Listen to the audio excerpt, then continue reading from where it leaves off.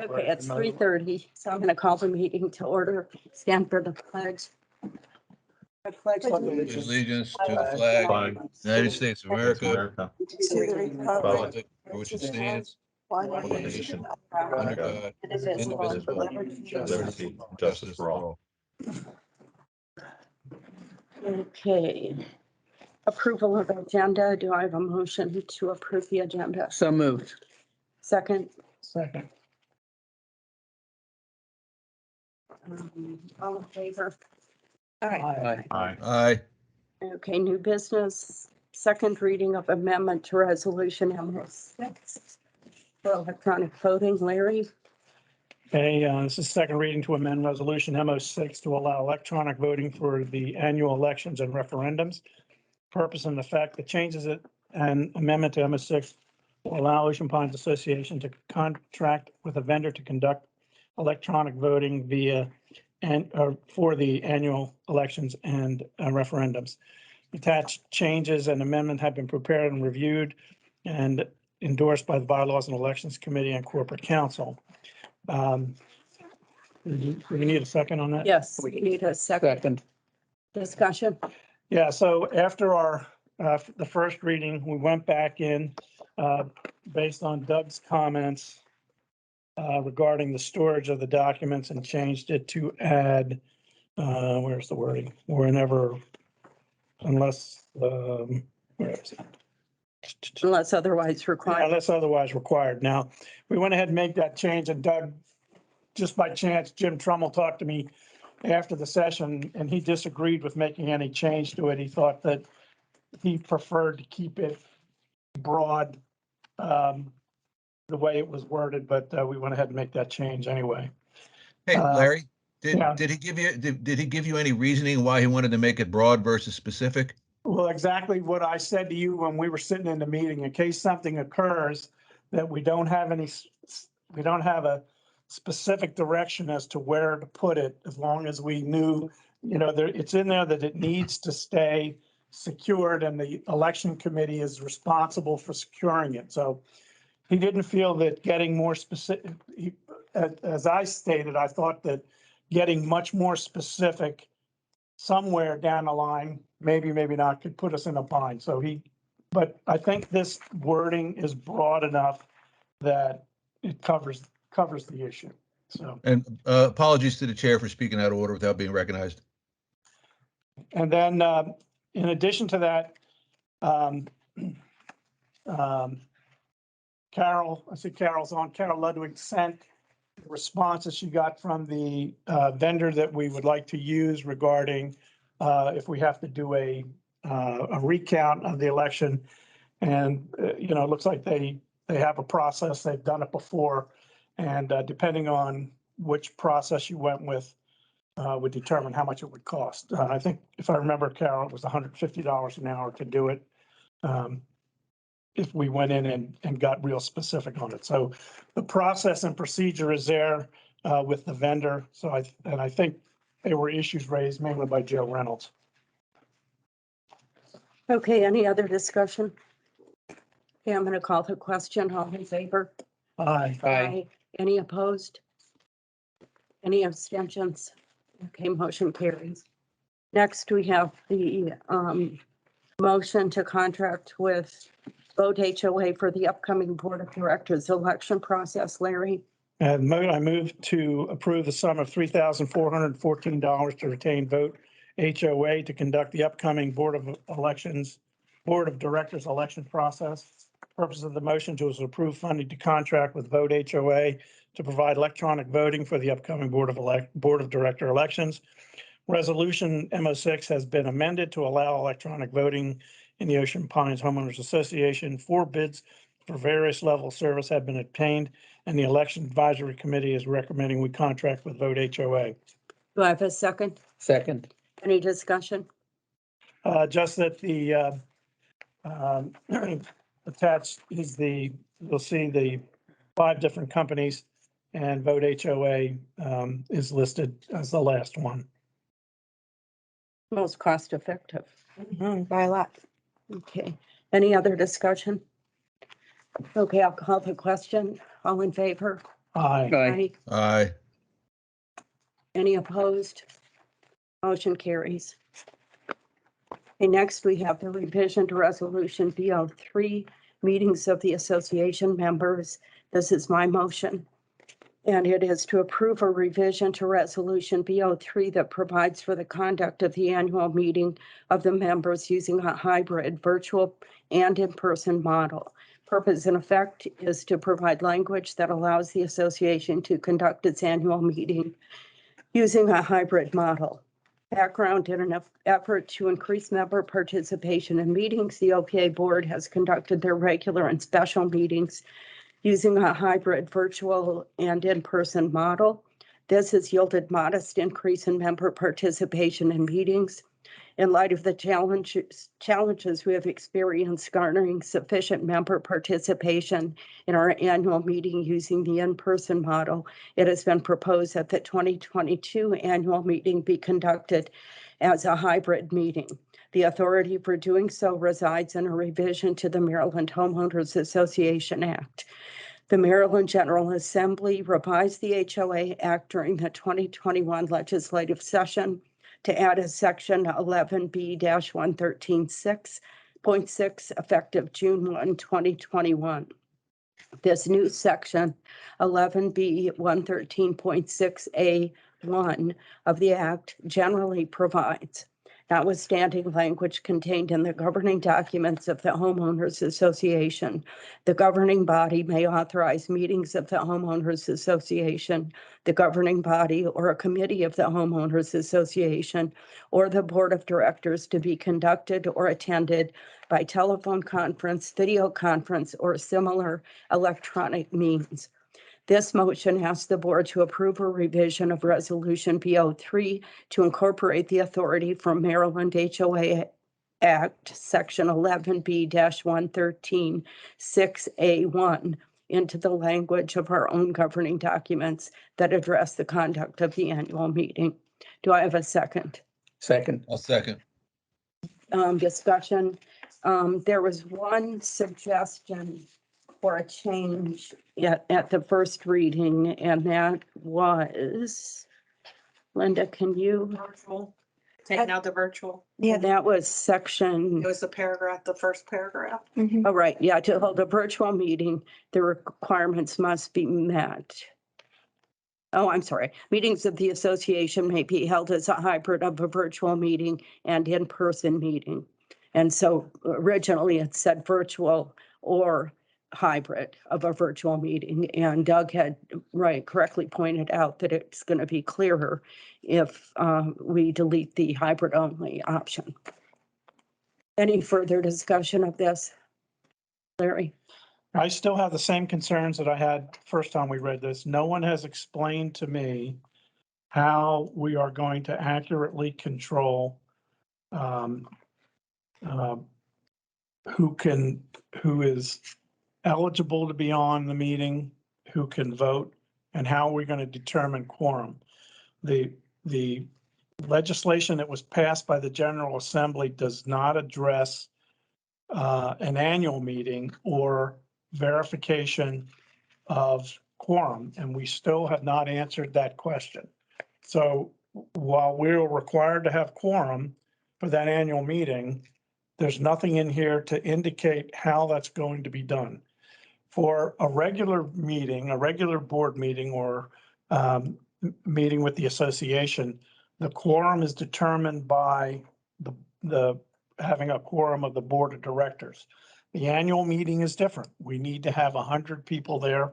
And again, as we discussed the first time we read this, no one has explained to me that there is a satisfactory process in place to verify that people coming online, that they will be properly vetted for quorum. My second concern is, as I mentioned the first time around, is that I think this,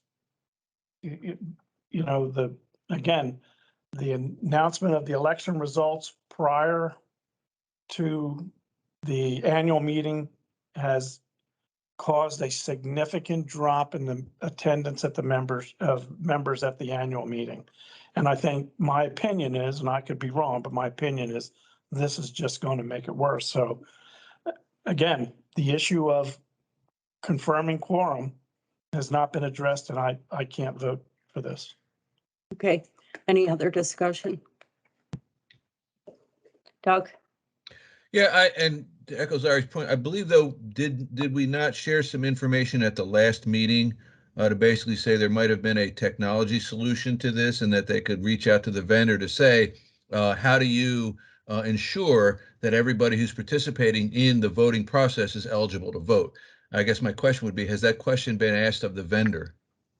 I'm going to suspend Robert's rules and ask Carol to speak to this. Carol? There we go. Yes, you can have, the vendor does have a process where you can go in and ask for a quorum.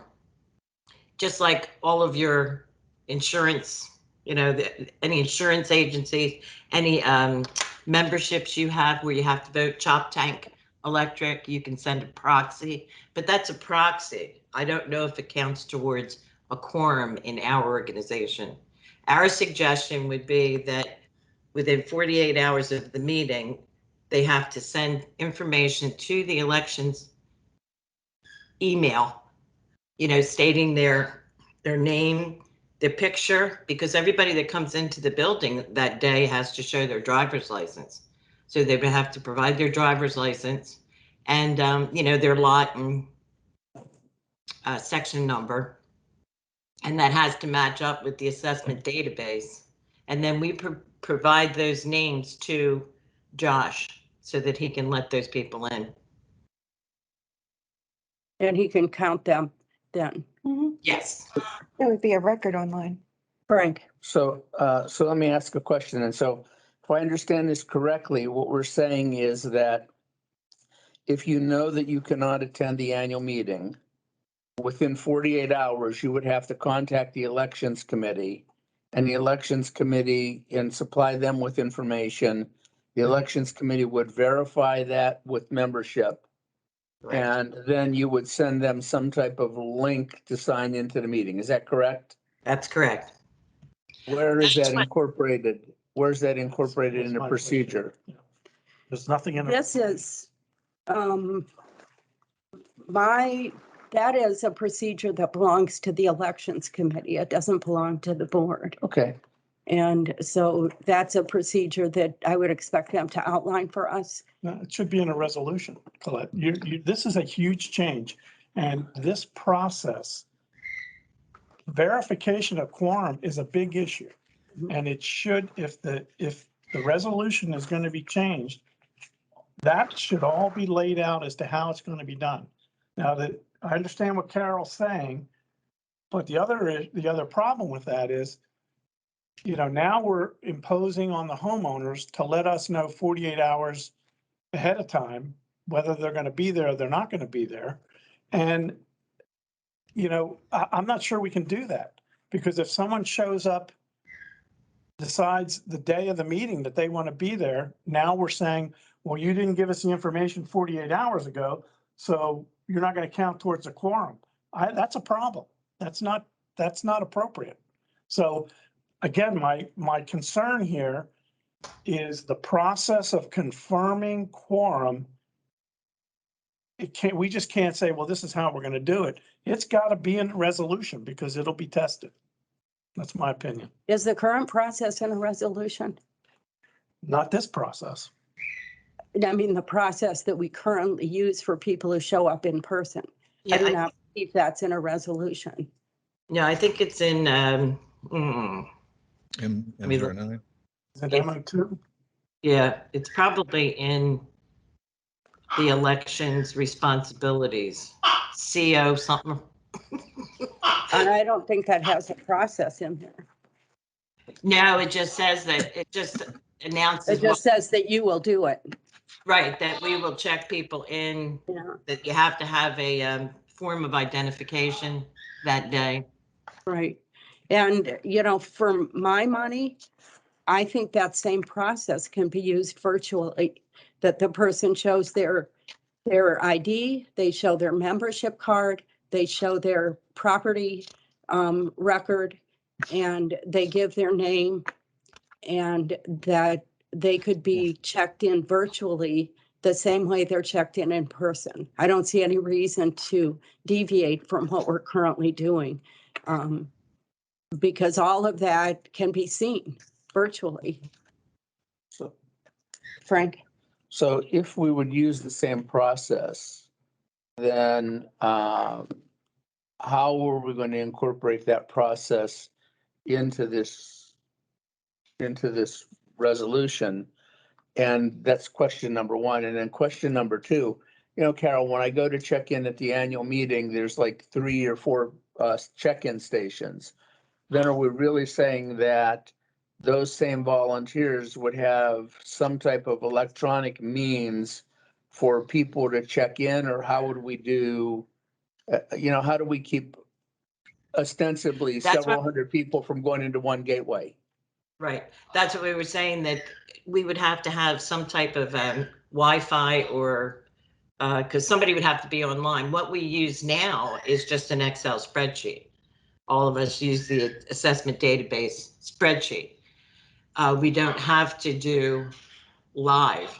So that would be up to, I think our IT would have to tell us how that would work. Unless, one of us is there physically with Josh. Hold on.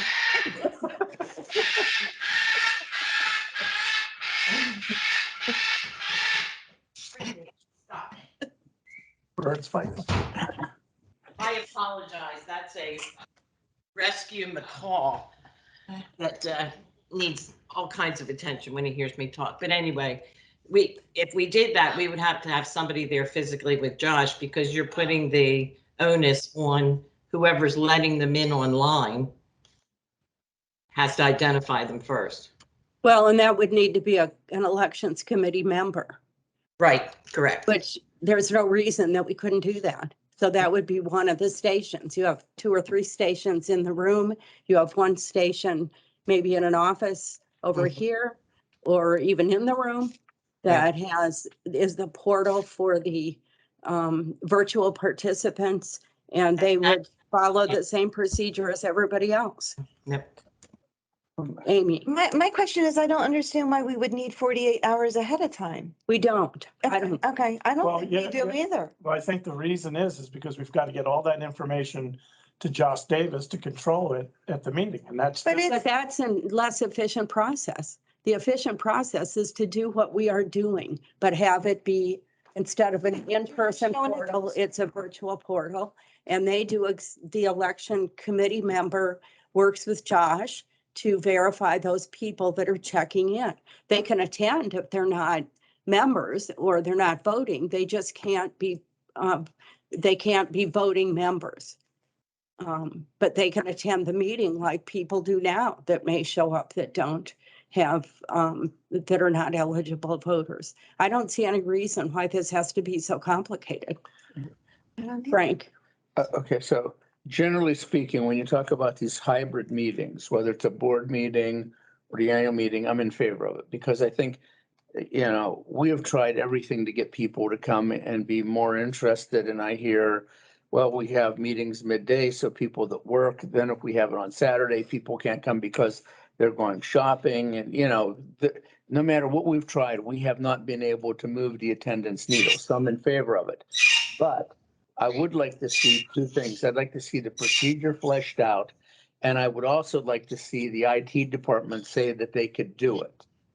Because I'm kind of concerned, I could see some potential problems of people trying to sign in online with what I know right now. I'm not IT savvy enough to know that we can have multiple computers working with multiple people to check them in and do that in an efficient manner. As a matter of fact, I'm not sure that we have that capability.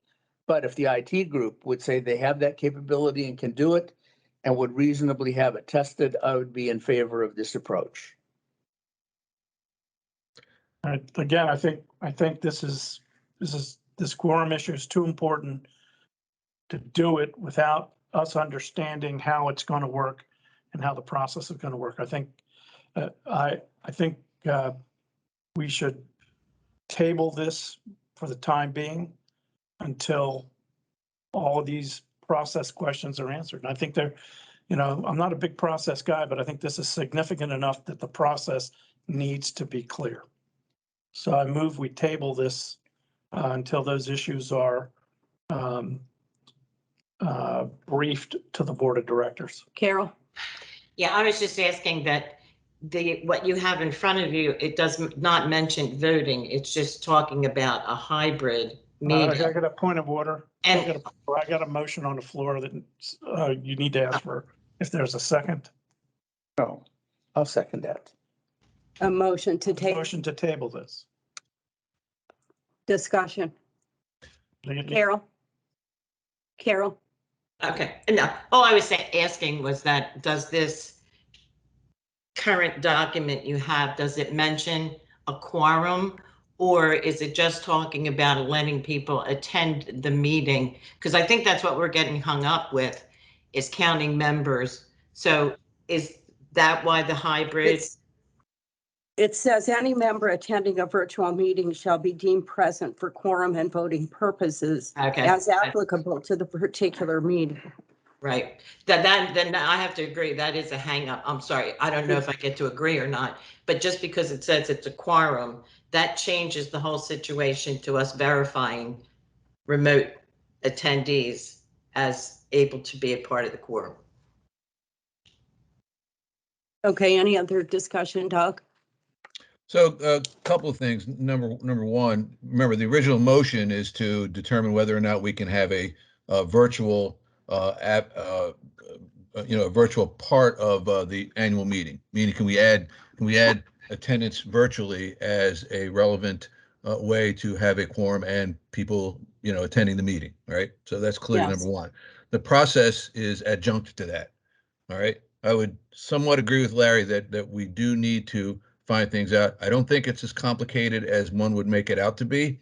I believe that we do have the ability to do that, but I would also take Frank's, let's get confirmation from Josh, from the IT department before we make any claims that we can move forward this way.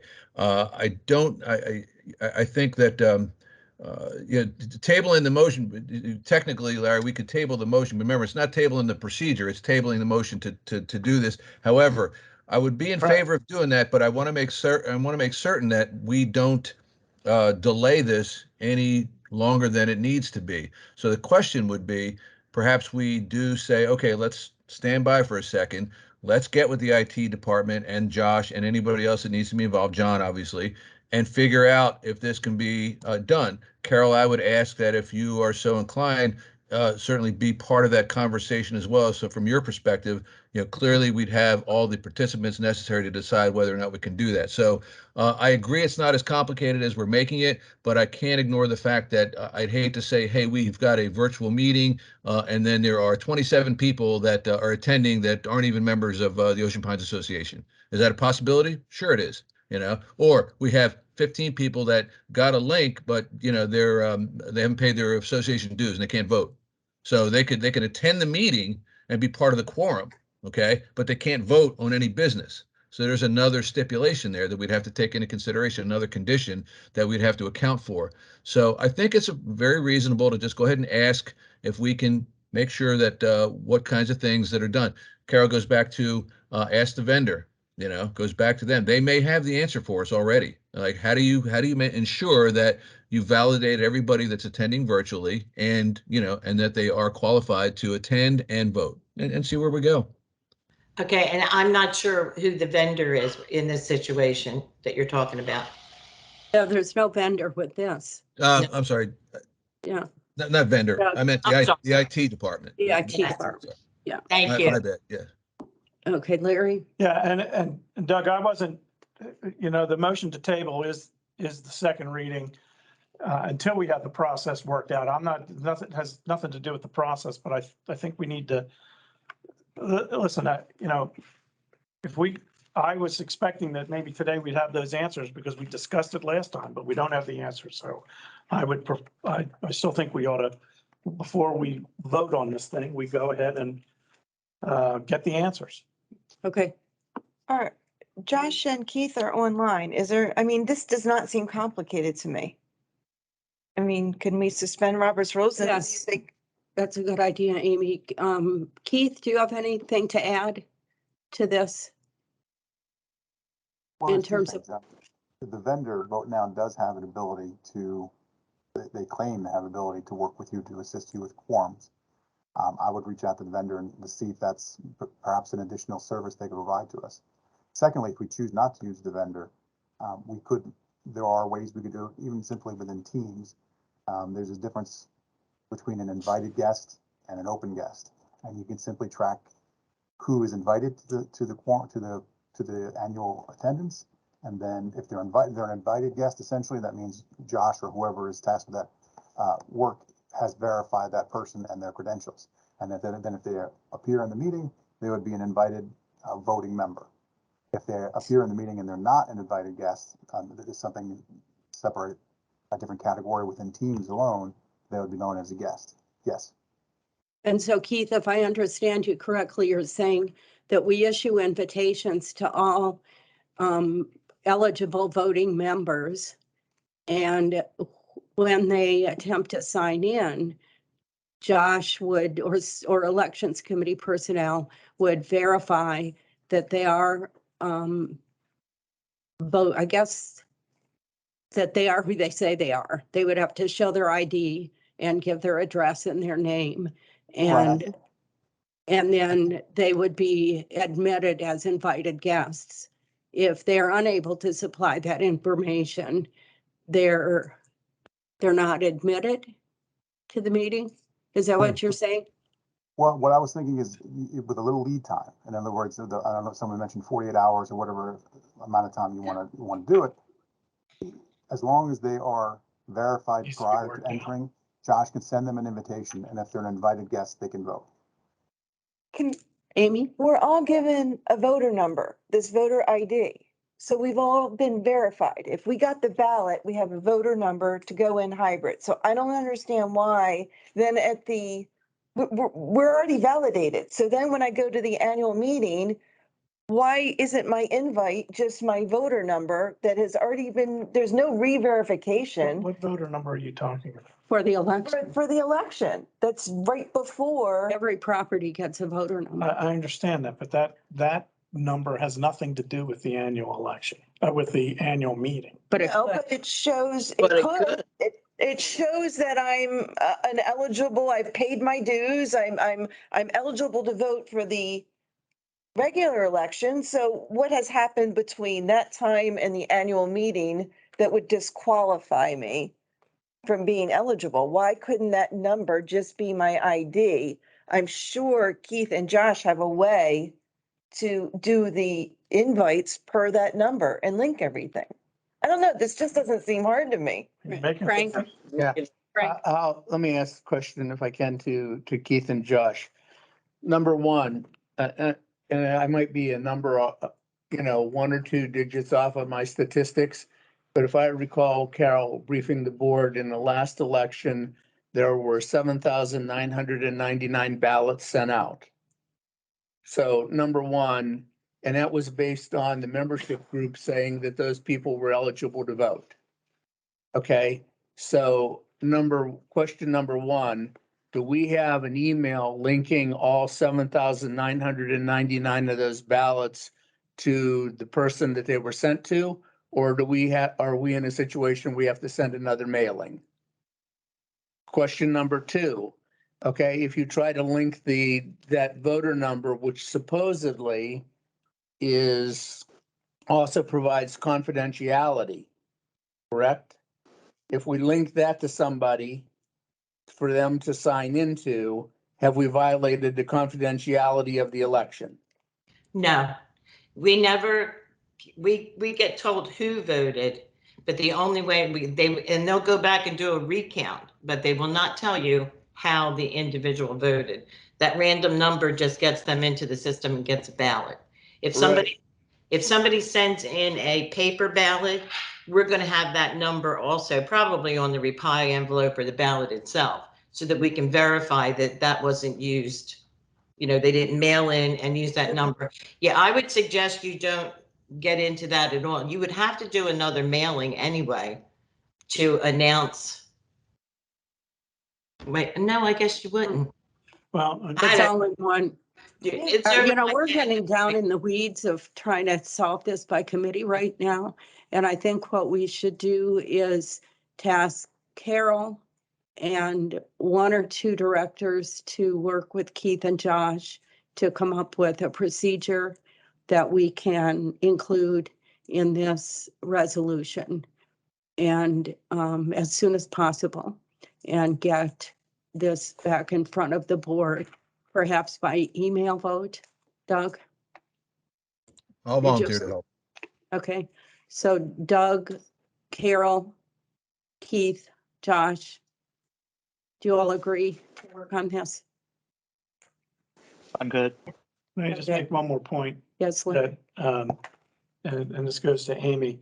Amy, there are, you know, I don't know how many people come and go in the association between the time, the end of the year, where your assessments are paid and validated for voting for the board of directors, until the time we get to August. So a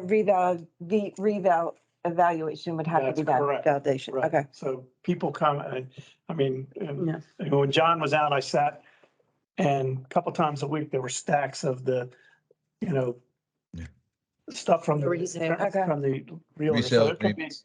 yeah, it could be Yeah. several hundred people. Okay. I did Okay, it too. so, Yeah. so, call the question on tabling this motion until this is worked out. All in favor? Aye. Any Aye. opposed? Okay, the motion is tabled. And we will strive for an email vote before the end of the week. Reinstate Robert's rules.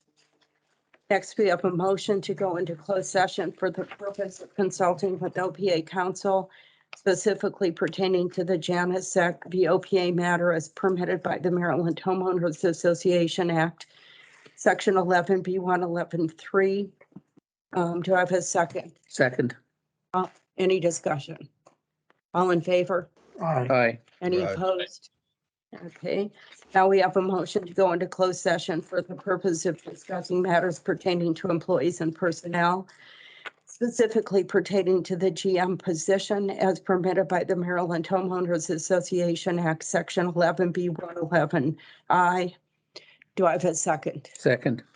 Any discussion? All in favor? All right. Aye. Aye. Any opposed?